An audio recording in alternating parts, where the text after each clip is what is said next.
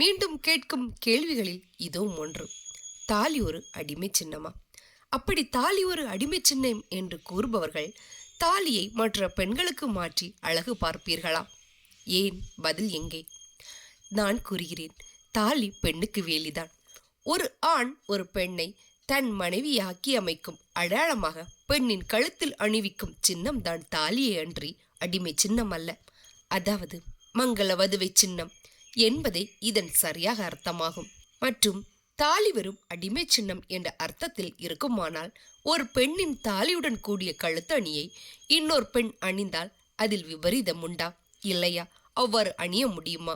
ஒரு பெண்ணுக்கு கட்டிய தாலியை வேறொரு பெண் அணிந்தால் அது இன்னொருவருக்கு சோரம் போவதற்கு ஒப்பான செல் என்று எமது சமுதாயம் கற்பித்துள்ள பண்பாடு. இதை நோக்கும் போது இங்கு தாலி என்ற பொருள் கணவன் என்ற உறவுக்கு ஒப்பாக இருக்கிறதே அன்றி அடிமை சின்னமாக இருக்கவில்லை. இப்பொழுது கூறுங்கள், தாலி ஒரு அடிமை சின்னமா?